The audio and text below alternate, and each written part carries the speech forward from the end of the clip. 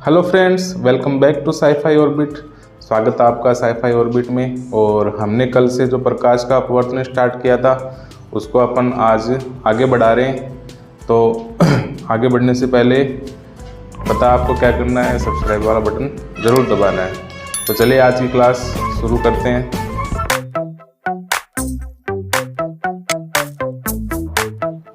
हाँ तो फ्रेंड्स, आज जो टॉपिक अपन शुरू कर रहे हैं वो है कांच की आयताकार स्लेब से अपवर्तन किस प्रकार होता है। कांच आयताकार स्लेब यानी ग्लास स्लेब इसको अंग्रेजी में बोला जाता है। तो यहाँ पे जो आपको इमेज दिखाई दे रही है इस प्रकार से होती है ये ग्लास स्लेब। ये पूरी कांच की बनी होती है, आयताकार होती है और पारदर्शी होती है, ठीक है। और इसके चारों ओर वायु होती है। तो प्रकाश की किरण वायु से होते हुए जब इस स्लेब के अंदर से गुजरेगी तो इसमें अपवर्तन की घटना किस प्रकार होगी ये अपन देखते हैं। तो मान लीजिए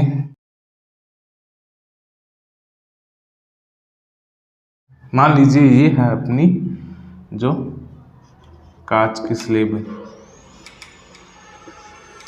पारदर्शी है, कांच से बनी है और आयताकार है, ठीक है। ये अंदर से पूरा कांच है और इसके चारों तरफ कौन सा माध्यम है? वायु, ठीक है। तो ये जो ऊपर का माध्यम है ये है वायु और यहाँ नीचे भी क्या है? वायु या हवा, ठीक है।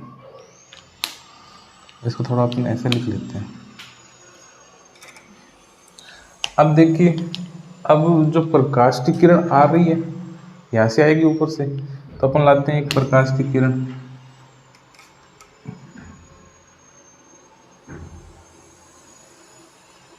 ये आ गई अपनी प्रकाश की किरण और इसको क्या बोलते हैं?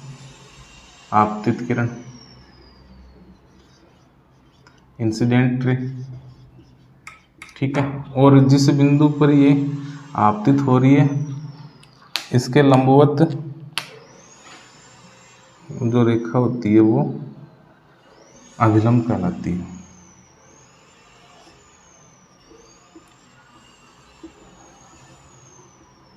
ठीक है। अब देखिए ये किरण जो आ रही है ये इस दिशा से आ रही है, ठीक है। इसको जैसे अपन आगे बढ़ाते हैं ऐसे, तो ये है इसका वास्तविक पथ। यानी होना तो ये चाहिए कि जैसे प्रकाश की किरण जिस रास्ते से आ रही है उसी रास्ते से जानी चाहिए, लेकिन ऐसा नहीं होता है। क्यों? क्योंकि यहाँ माध्यम चेंज हो रहा है तो अपवर्तन की घटना होगी। तो किस प्रकार होगी? देखिए, ये हमें पता है कि वायु कौन सा माध्यम है? विरल माध्यम। और ये कांच है, ये कांच कौन सा माध्यम है? सघन माध्यम है, ठीक है। तो जैसी प्रकाश की किरण विरल माध्यम से सघन माध्यम में प्रवेश करेगी तो क्या होगा? आपको पता है क्या होगा? अभिलंब की तरफ ये झुक जाएगी, ठीक है। अभिलंब की तरफ ये मुड़ जाती है, मुड़ भी। तो ये जो किरण है ये है अपनी अपवर्तित किरण, रिफ्रैक्टेड रे, ठीक है। हो गए, अपवर्तन हो गया एक बार। अब इसी किरण को क्या करते हैं अपन? आगे बढ़ाते हैं, बढ़ा दिया। तो जिस बिंदु पर ये आपतित होती है उस बिंदु के लंबवत हमें पता है अभिलंब खींचना होता है। तो ये एक और अभिलंब बन गया यहाँ पे, ठीक है। अब आपको पता है, अब ये किरण सघन माध्यम से विरल माध्यम में जा रही है तो क्या होगा? सघन से जब प्रकाश की किरण विरल में जाती है तो अभिलंब से दूर हट जाती है, ठीक है। मान लेते हैं ये इसका वास्तविक पथ जो है ये ऐसे होना चाहिए, ठीक है। ऐसे ना होकर के ये क्या होगी? अभिलंब से दूर हट जाएगी। अब ये जो किरण है इस किरण को बोलते हैं निर्गत किरण,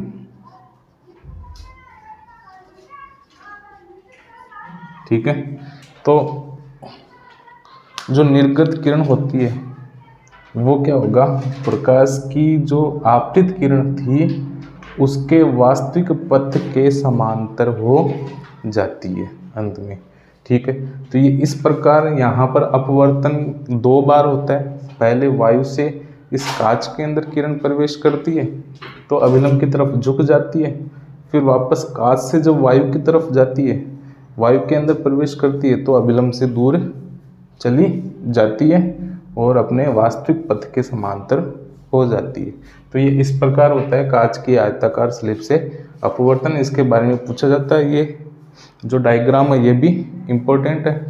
और यहाँ पर जो इमेज दिख रही है वो आप रियल इमेज देख सकते हो, किस तरह से लाइट आ रही है और अपवर्तन हो रहा है और वापस से दोबारा से अपवर्तन होके ये जो प्रकाश की किरण निकल रही है वो आप देख सकते हो अपने वास्तविक पथ के विचलित होकर उसके समांतर हो रही है, ठीक है। तो ये आप देख सकते हो। हाँ, तो अगला टॉपिक अपन पढ़ेंगे अपवर्तनांक या रिफ्रैक्टिव इंडेक्स क्या होता है। एक छोटा सा टॉपिक है, अपन थोड़ा सा इसको देख लेते हैं। इम्पोर्टेंट भी, इसके बारे में न्यूमेरिकल भी पूछा जाता है। तो यहाँ अपन देख रहे हैं कि एक माध्यम से जब प्रकाश की किरण दूसरे माध्यम में प्रवेश करती है तो हमें पता है कि उसका पथ होता है या वो जो रास्ता होता है वो विचलित हो जाता है और उसकी स्पीड भी होती है वो भी बदल जाती है। तो एक माध्यम में जैसे मान लो ये विरल माध्यम है, ठीक है। तो विरल माध्यम में प्रकाश की जो स्पीड होती है, जो प्रकाश का वेग होता है वो ज़्यादा होता है सघन से, ठीक है। ये अपन सघन मान लेते हैं। और जैसे ही विरल से सघन में प्रवेश करेगी हमें पता है कि ये अभिलंब की तरफ मुड़ भी जाती है और इसका स्पीड है वो भी, इसका जो वेग होता है वो भी कम हो जाता है। तो एक माध्यम के सापेक्ष दूसरे माध्यम में प्रकाश का जो वेग होता है वो तीव्र होता है या धीरे होता है, ठीक है। तो उसका जो अनुपात होता है वो हमें क्या बताता है, अपवर्तनांक बताता है, ठीक है। तो अपवर्तनांक क्या होता है लिखते हैं अपन।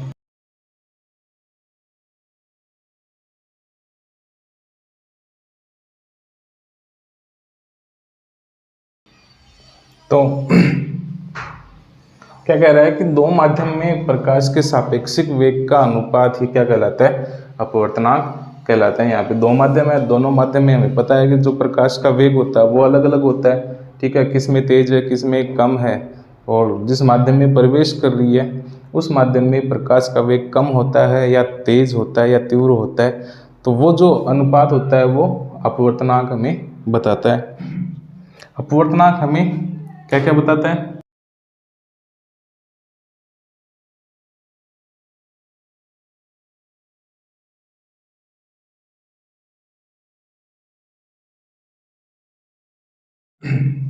तो पहली चीज़ तो अपवर्तनांक हमें ये बताता है कि जो प्रकाश का वेग होता है या प्रकाश की स्पीड होता है वो किस माध्यम में तीव्र होता है या धीरे होता है, ये हमने देखा। दूसरी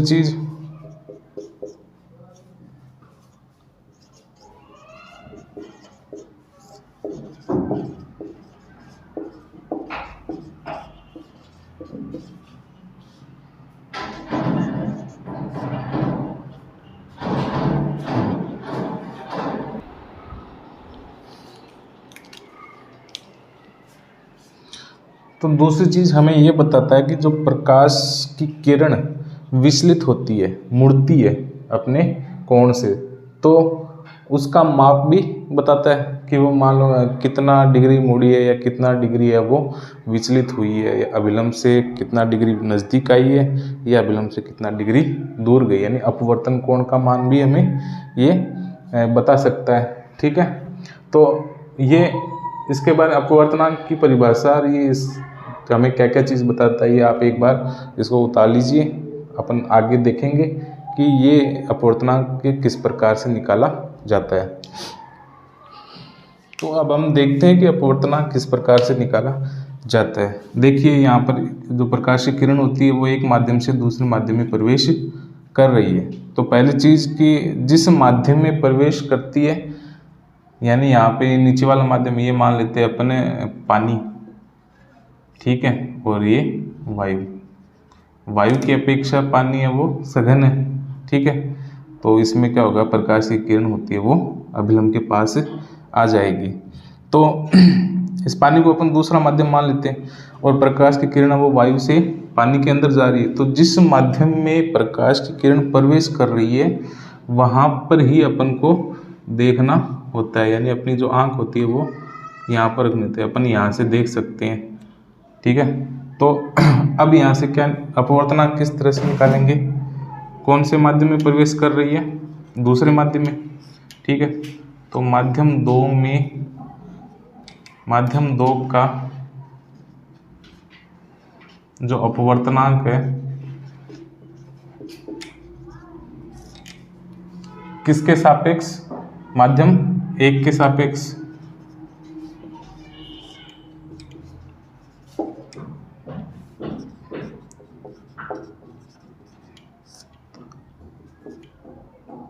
इसको कैसे लिखते हैं, एन से लिखा जाता है अपवर्तनांक को, ठीक है। किसका निकाल रहे हैं अपन, 2 का निकाल रहे हैं, ध्यान रखना 2 का निकाल रहे हैं, तो 2 को अपन ऊपर लिखेंगे, इसको नीचे लिख रहा हूँ, एन लिख दिया। अब 2 का निकाल रहे हैं तो 2 को पहले लिखेंगे अपन, ठीक है। किसके सापेक्ष निकाल रहे हैं, 1 के सापेक्ष, तो n/1 बराबर क्या होता है,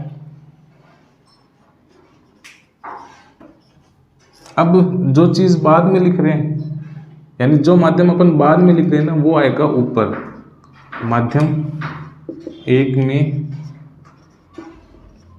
प्रकाश का वेग। और जो चीज़ पहले आती है, या जिस माध्यम का अपन अपवर्तनांक निकालते हैं, यहाँ पर 2 का निकाल रहे हैं, माध्यम 2 का अपवर्तनांक, उसको नीचे लिखा जाता है माध्यम 2 में प्रकाश का वेग, ठीक है। तो फिर इसको आगे किसे लिखते हैं, n/1। मान लीजिए यहाँ पर माध्यम 1 में प्रकाश का वेग कितना है, v1, और इसमें कितना है, v2। तो माध्यम 1 में v1 और माध्यम 2 में v2। तो ये होता है अपवर्तनांक का जो फॉर्मूला होता है ये, ठीक है। अब दूसरी कंडीशन क्या होती है, इसको मैं मिटा रहा हूँ एक बार।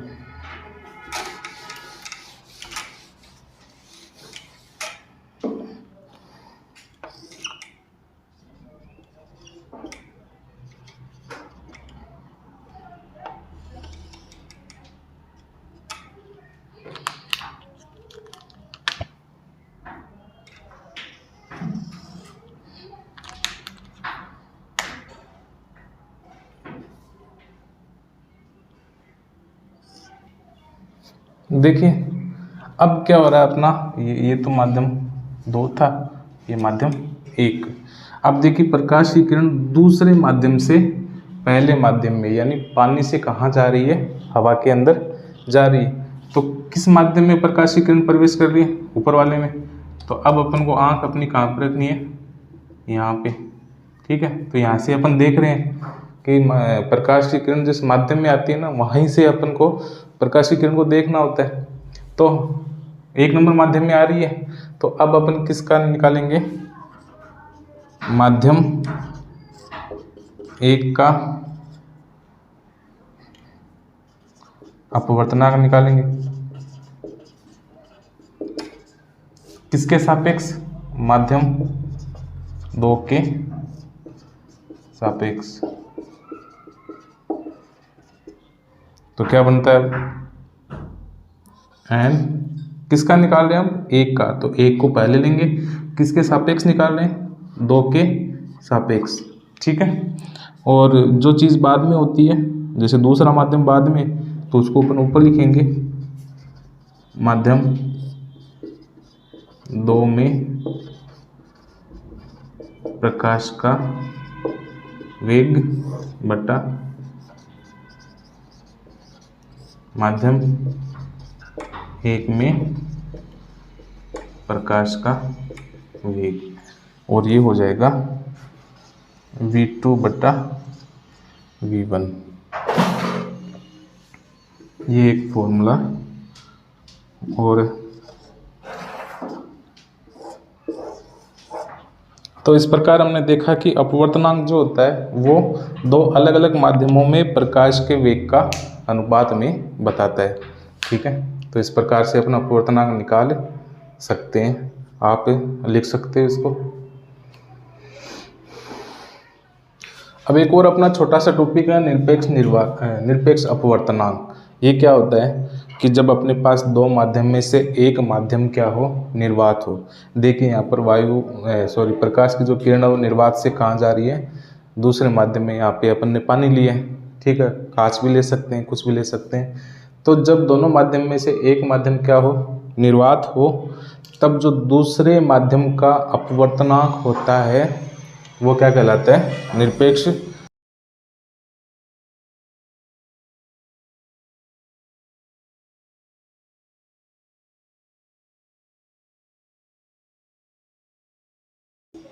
देखिए कैसे निकालेंगे अब इसको।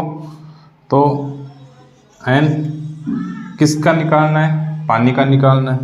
तो यहाँ पे मान लो पानी लिख देते हैं, ठीक है, किसके सापेक्ष, निर्वात के सापेक्ष।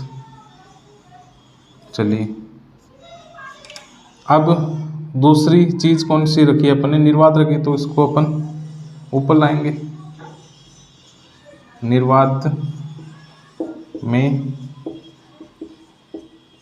प्रकाश का वेग बटा पहली चीज कौन सी है, पानी।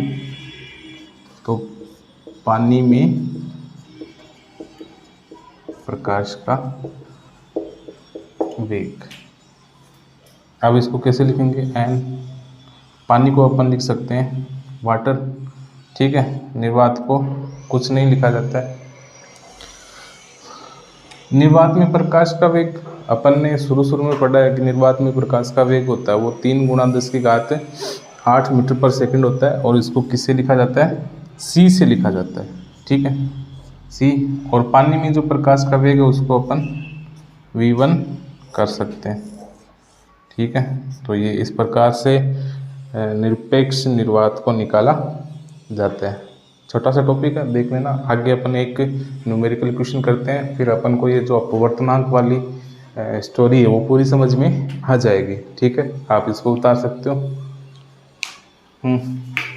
तो फाइनली अपन एक न्यूमेरिकल क्वेश्चन करते हैं और इस अपवर्तनांक वाली स्टोरी को यहीं पे क्लोज करते हैं। तो देखिए क्वेश्चन क्या दे रखा है, वायु से प्रकाश 1.50 अपवर्तनांक वाली कांच की प्लेट में प्रवेश करता है। देखिए ये वायु है, ठीक है, और ये क्या है, यहाँ पे कांच की एक प्लेट है।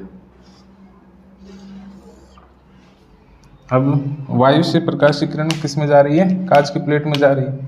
ये वायु से प्रकाश की किरण जा रही है, ये अपना अभिलंब है, और हमें पता है कि ये यहाँ मुड़ जाएगी।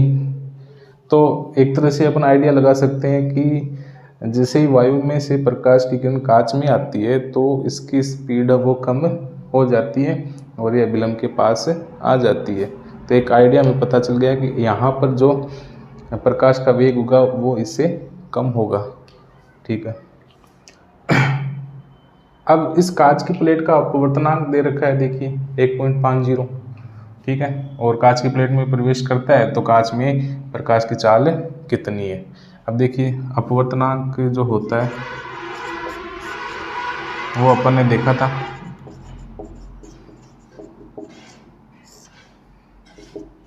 एक माध्यम में प्रकाश की चाल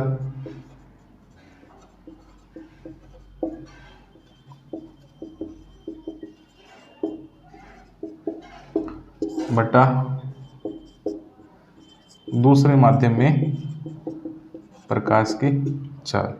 अपवर्तनांक को कैसे लिखते हैं, n से लिखते हैं। अब देखिए प्रकाश की किरण किस से किस में जा रही है, वायु से कांच में जा रही है, तो अपन कांच का निकालेंगे ना। तो कांच को अपन पहले लेते हैं, मान ली कांच लिख दिया, किस में से आ रही है, वायु में से आ रही है, ठीक है। तो अब वायु को बाद में लिखा है तो अपन वायु को ऊपर लिखेंगे, वायु में प्रकाश का वेग या चाल बटा इस कांच को अपन इधर लिखेंगे, कांच में प्रकाश का वेग। देखिए क्या है कि वायु में जो प्रकाश का वेग होता है वो वैज्ञानिकों ने निर्वात के बराबर ही माना है, ठीक है। तो अब यहाँ पे निकलने कांच को अंग्रेजी में मान लो जी बोलते हैं, और ये वायु है ही, वायु को निर्वात मान लिया जब। तो वायु में प्रकाश का वेग और निर्वात में प्रकाश का वेग वैज्ञानिकों ने एक ही माना है। और एक चीज़ और कि ये जो अपवर्तनांक है वो अपन को पहले से ही दे रखा है, तो इसका मान कितना है 1.50। वायु का कितना 3 गुणा 10⁸ मीटर पर सेकंड, ठीक है। और कांच में प्रकाश का वेग है वो अपन को निकालना है, यही तो पूछा है नहीं, कांच में प्रकाश की चाल कितनी है। तो अब इसको क्या करेंगे, इसके नीचे अपन 1 रख सकते हैं, कोई दिक्कत नहीं है, और वज्र गुणा कर देंगे। तो 1.50 इंटू वी बराबर 3 गुणा 10⁸ मीटर पर सेकंड इंटू 1, ठीक है। इसको थोड़ा सा यहाँ लिख देता हूँ मैं। अब देखिए v अपन को निकालना है और ये 1.50 इसके गुणा में है, तो इसको अपन यहाँ लाएंगे तो ये बट्टा में आ जाएगा। v बराबर 3 गुणा 10⁸ मीटर पर सेकंड, और इसको अपन नीचे लाएंगे 1.50, ठीक है। 1 से गुणा है, कोई फर्क नहीं पड़ेगा। अब अपन क्या करते हैं, इस पॉइंट को हटाते हैं, तो इसको थोड़ा अलग लिख लेते हैं। 3/1.50 गुणा 10⁸ मीटर पर सेकंड। जैसे इस पॉइंट को हटाएंगे, पॉइंट के बाद में 2 डिजिट है तो 2 ऊपर 0 आ जाएंगे, 1 0 से 1 0 कट गया, और 30 में 15 का भाग कितनी बार गया, 2 बार। तो अपने पास v का मान कितना आया, 2 गुणा 10⁸ मीटर प्रति सेकंड। तो ये अपना फाइनल आंसर आ गया जो कांच में प्रकाश की चाल पूछी थी। देखिए यहाँ पे 3 था, अब कांच में आकर कितना हो गया, 2 हो गया, 2 गुणा 10⁸ मीटर पर सेकंड। और ये अपन ने पहले ही आइडिया लगा लिया था कि जैसे वायु से प्रकाश की कांच में आएगी तो उसका वेग है वो कम हो जाएगा। तो इस तरीके से अपन अपवर्तनांक वाले जो न्यूमेरिकल है वो सॉल्व कर सकते हैं। आज की क्लास में इतना ही, बाकी के जो टॉपिक है गोलीय लेंस वाले हैं, गोलीय लेंस से प्रतिबिंब निर्माण है, वो नेक्स्ट क्लास में करेंगे। उम्मीद है कि आपको ये सब समझ में आया होगा। अगर समझ में आया तो सब्सक्राइब कर दीजिए, और अपने जो साथी है जो 10वीं बोर्ड की तैयारी कर रहे हैं उनके साथ भी शेयर कीजिए। धन्यवाद। Hello body.